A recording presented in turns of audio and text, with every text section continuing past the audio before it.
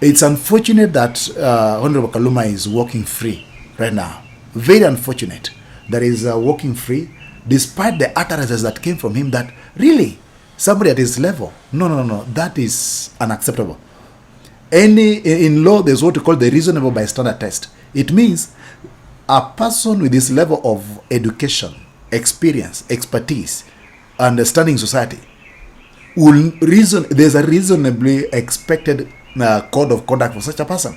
But if he stoops as low as he stooped, no, those words should not come out of an elected leader, a lawyer for that matter.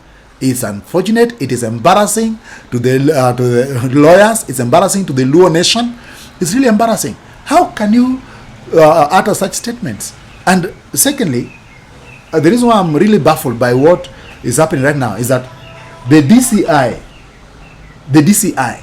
should have taken action. They've not taken any action. There are hotels that were vandalized in Homa Bay County. People lost business.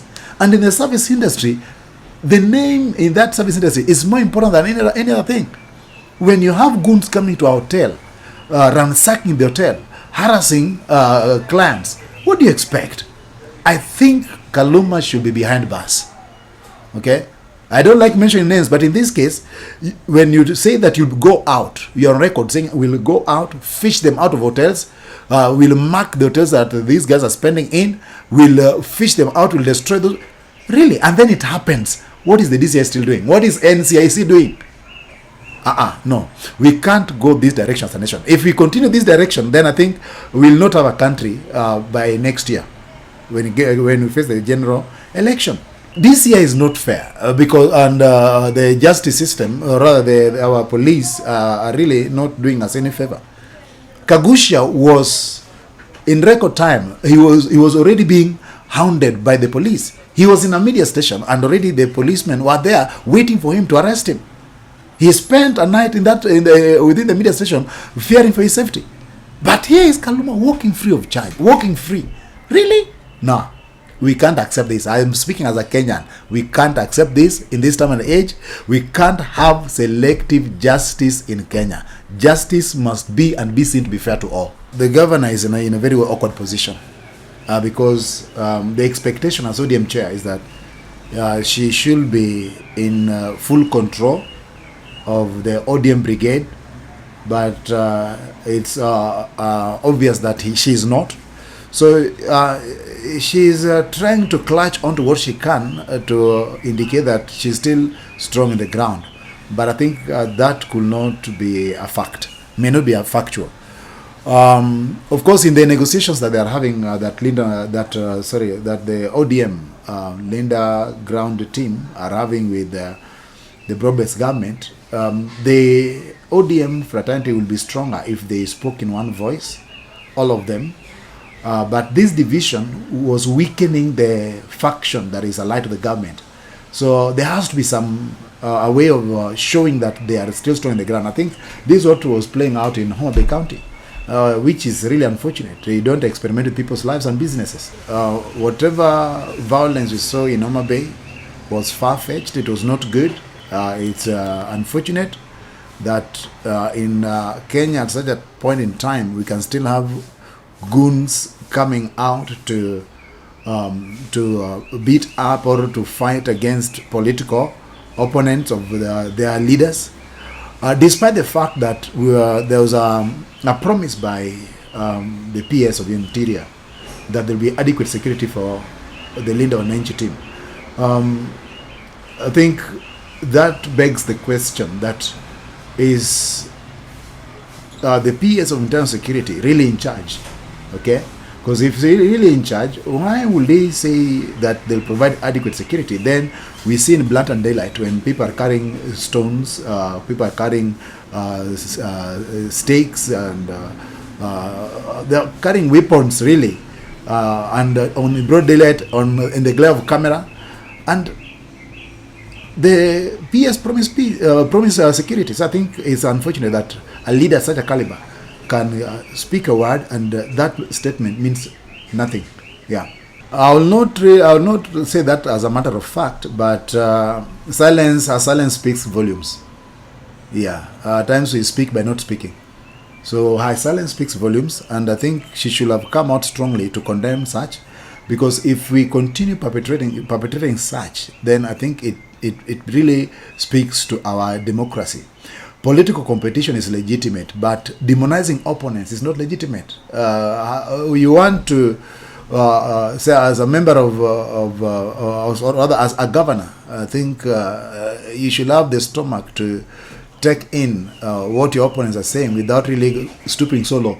Yeah, if she really did, I think we can have political divergence without necessarily boiling down to people fighting each other physically. The late Right Honorable Raila Odinga worked with his opponents, and he's the one who allowed Sifuna to be Secretary General, despite Sifuna at times having divergent opinions. And I think when we get people inciting, let me speak for the Luo Nation, that the Luos are being incited to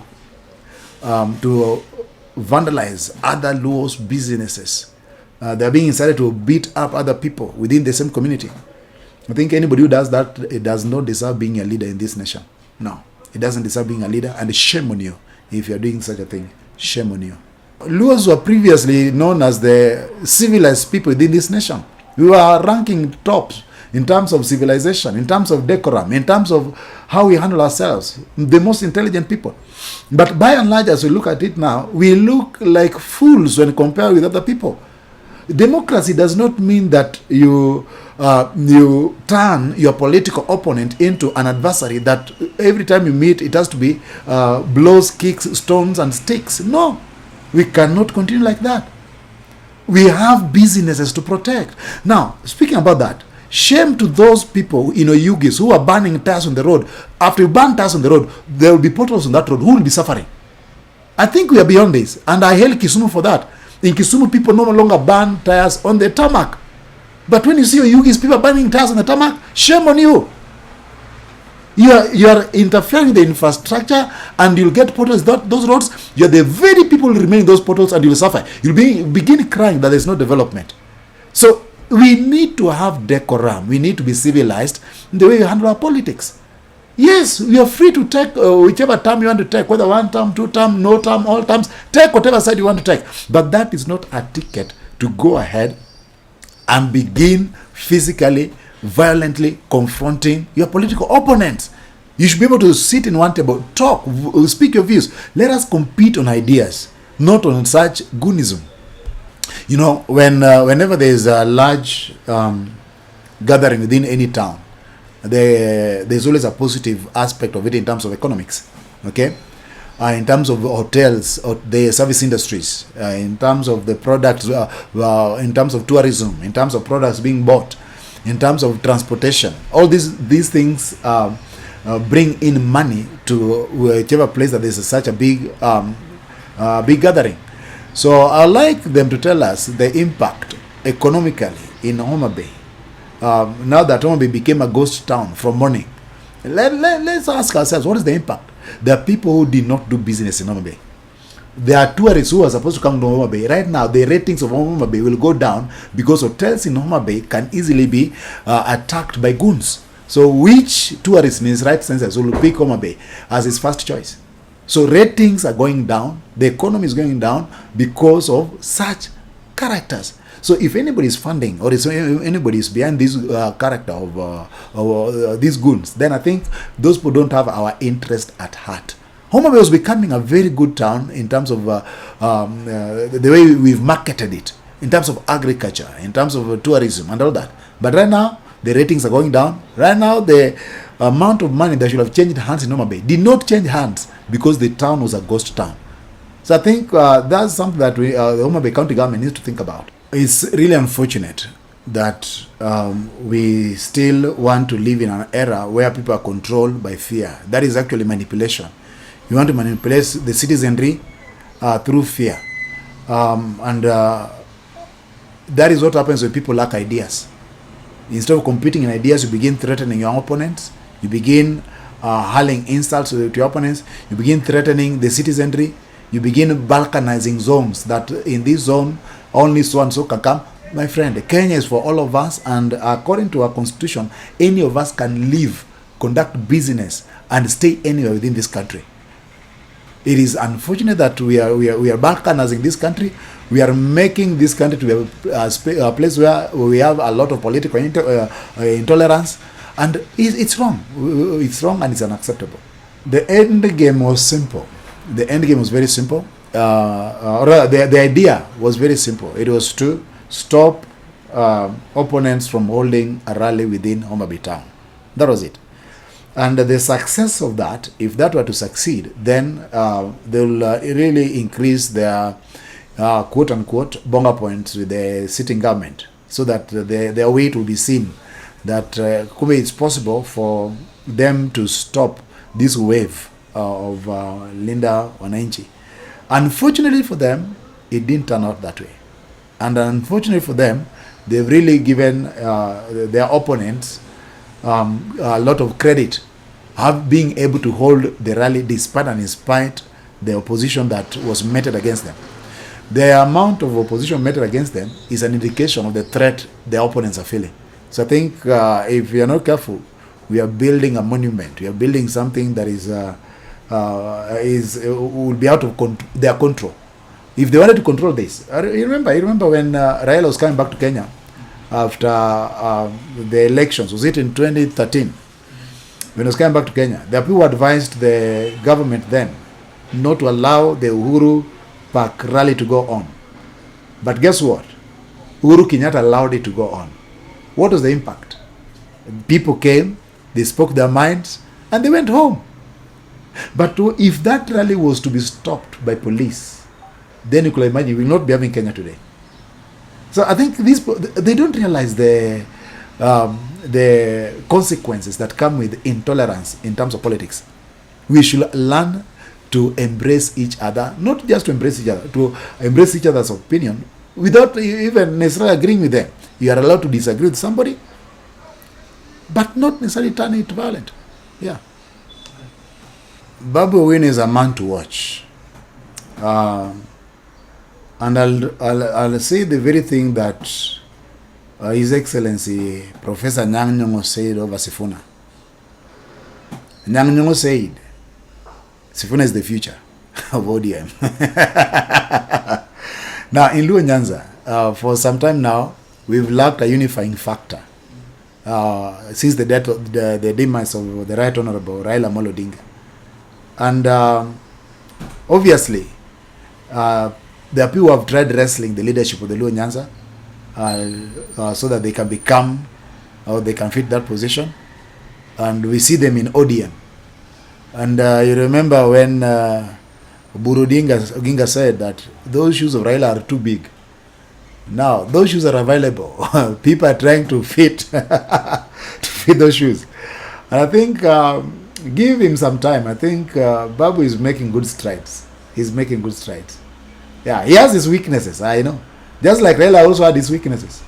But the strides that he's making are very serious, intentional strides. Yeah, so let's watch this space. I think he's in a good place. If there's anybody that Ruto needs to negotiate with when it comes to ODM, Ruto needs to negotiate with Linda Mwananchi. If I was Ruto, I'll do that. Yes. Yeah, I think we see this happening very. It's really taking shape. That when the Linda Mwananchi goes anywhere, look at the impact vis-a-vis when the Linda ground goes anywhere. Of course, the Linda ground they have the party structure. They can easily negotiate with government. They have everything that they want except the people. So if I was Gladys Wanga, I would want to begin negotiating with Linda Mwananchi, because by the way, that will give them a really strong voice, even in negotiating with government. Kair Ondugiranda has the right to personal opinion, but personal opinion does not mean that that's the opinion of the whole community. Neither does it mean that that is supported by everyone that is under them. Now, I think Keredugiranda should be one person that is well read and should understand what the Bible says in Proverbs 26 verse 2. That like a flying sparrow, like a flying swallow, so a curse without cause shall not alight. Or Living Translation in of the Bible says that like a flying sparrow or a darting swallow, an undeserved curse will not land on its intended victim. So I think the curses are things which are important to control the way, to bring order in society, to raise moral standards. But when it comes to politics, you cannot force people to go a given direction, threaten them with a curse. That is manipulation. It's not acceptable in such a time and age. Yeah, you convince people to support your idea. You don't threaten them with a curse if they don't support what you or the direction you want them to go. Elders have missed over time. They've missed an opportunity to unite the Luo people. I think elders ought to play above politics, above religion, above all these push and pull within society. Elders should be a place of appeal. They should be an appellate space where people can appeal. Everybody else can say, let's go to the elders. So I think the elders really need to be elders. They need to be elders. Yeah. The Homa Bay County leadership ought to think like government. Government is interested in the economic prosperity of its citizenry, because when the citizenry do well in terms of business, then the county gets revenue. When the county gets revenue, then they can now plan well. They can implement their manifesto and their projects. So I think the county government of Homa Bay need to do some introspection. They should ask themselves, what do we do? Okay, they should sit back and possibly, if they can have one voice that is objective, that is steady, then they can give direction. But as it stands, I think Homa Bay County government has lost a lot in terms of credibility, because if you cannot handle your opponents with the respect, with the decorum, then I think really you're out of control. Yeah, you're really out of control. If they allow these people to walk through the town center, then they will have been working on tarmac, because I think there's very good tarmac in the town center. But because they blocked the goons blocked the town center, then these people exposed their weakness, because now they are running through rough roads, and then still they managed to get into the town. Are you seeing that? So they exposed their nakedness before these people. Yeah. This should not have been the case. Again, you are cure. There's a way in which you handle again. You don't expose yourself the way they did. In trying to stop the Linda Mwananchi, they exposed the negative side of the government. Yeah. Unfortunately, the broad-based government has really worked hard to elevate Sifuna to where Sifuna is right now. My earlier view, and I think legitimately so, was that Sifuna was a good presidential candidate for 2032. But these people really worked hard to elevate Sifuna to his current ratings. In fact, I strongly believe that today, if you allow me to give me some latitude, today if Sifuna were to be on the presidential ballot, and I'm trying to imagine, just imagining that somebody like Metho was his running mate, my friend, you can imagine the direction it will go. Yes, so I think they've really made him somebody, and I strongly believe that Sifuna is going to be in the ballot come 2027, and he has a real chance. He has a real chance to get into presidency. And again, the idea of Sifuna and his team, Linda Mwananchi team, being fought by government or by supposedly government operatives, really gives them sympathy votes. Look at, our current president, His Excellency Dr. William Samoei Ruto, largely became president because of the way he was being hounded by the Kibaki government. But not Kibaki, sorry, by the Uhuru government. Uhuru government really fought against Ruto when Ruto was deputy president.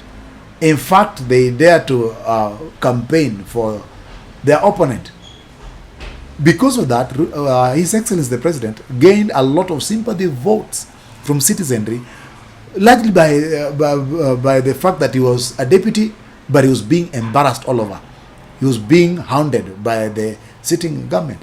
So I think that script is the same that we are reading right now. If you're not careful, the actors may be different, but the script may be the same. My thinking is this. Rigathi Gachagua right now cannot vie for presidency because of obvious reasons. And one of the greatest allies of Rigathi Gachagua that we know, openly so, is Senator Metho.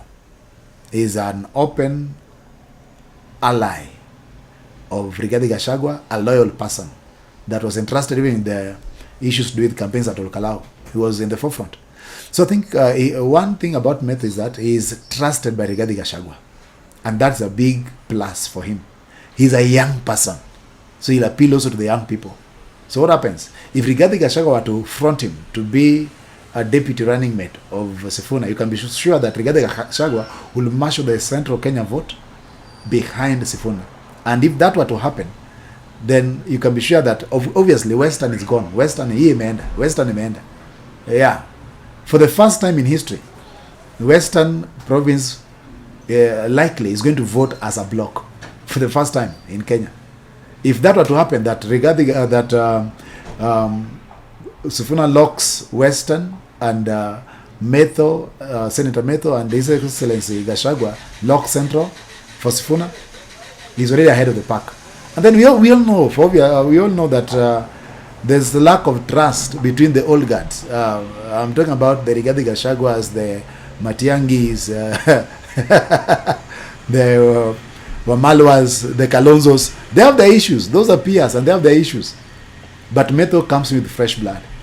Yeah, I think a ticket, a Sifuna Metho ticket will cause the government sleepless nights. Now, I would like to address our young people. I'll not even want to call you goons. You are human beings. You belong to families. You came from homes. And when you lose your life because you've been paid some money to go and attack somebody, you're being bought to be an enemy to somebody that you are not even an enemy to. It's unfortunate. Why do you want to spend your energy in, or rather, why do you want to risk your life? Like the young people who've lost their lives in this process. Why do you risk your life for another person? That person was not in that ground to defend you when you're being beaten up. That person will not feed your family after you're dead. That person will not condole with your parents who have lost you. Yes, you paid some money to go and disrupt people. That person's children are not in the forefront. Bro, ukipoteza maisha brother, ni wewe umepoteza. Ni wewe umepoteza. And hapa kuna two chances, hakuna. Life ni yako, ukipoteza umepoteza. So wase, please, don't allow yourselves to be used by the political class as goons. Please find something else to do. I like the way it was done in some place. When they pay you to mess up people, take the money, go home. And I'm aware some of you are being paid after work. Please, what worth will it be if you are dead? Kama ushakufa, ushanyuria bro, you are not there. What will happen after that? Tutakuzika on a Friday or on a Saturday. The next weekend, watakuwa kwa rally ingine. Watahaya wase wengine. We na umenyure umeishia. Please guys, let's style up. Kama wajaluo tunajulikana kama watu ambao wako na intelligence. Let's behave like who we really are. Let us stop allowing ourselves to be used to hurt other people at the risk of our very own lives. I know of a mother who cried in Kisumu when they're saying, my son left, aliambiwa kwamba kuna kazi. He went out and he didn't come back. They buried him. I really pray that you don't become part of the statistic. Kwamba watu ikisemekati watu wili walikufa, wote kwa mmoja wao. Let's start up say. Tuache hii mambo ya political violence. Haitatupeleka mahali, ni sisi tutalose wenyewe. May God help us. May God help you. Let's have some sense in us. Because you have a lifetime to live. Not just a life, a lifetime. And when a young person dies, it's not just a life. is a lifetime that has been lost. So I pray our political leaders, please, please, please, please, let's stop messing other people's children. Because I promise you, if you mess other people's children, your children will equally be messed up. On this earth, the Bible says, there's only seed time and harvest. Utavuna.